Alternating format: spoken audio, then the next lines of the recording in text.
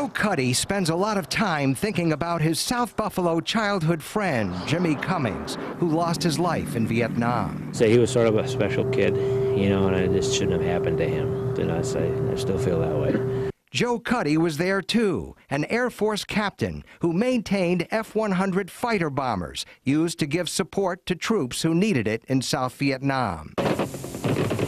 He remembers his nerves being tested, anticipating rocket and mortar attacks on his base about 65 miles northeast of Saigon. Thinking when is the first attack going to come? Joe says he understands why the country was divided over the war and is glad Vietnam veterans are finally getting the welcome home they never received. But he remembers communism as a real threat and the air raid drills in school. Get in the hall and sit on your fannies and put your head between your knees.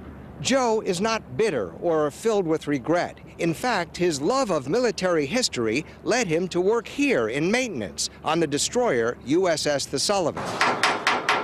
Joe Cuddy feels he is still serving his country 50 years after Vietnam by preserving the memory of the 5 Sullivan brothers who died together in World War II when the USS Juneau was torpedoed in the Pacific. National Historic Monument, it's just an honor to be able to work on it. As for Joe's service in Vietnam, did what I could. It was asked of me, so that was all I could do.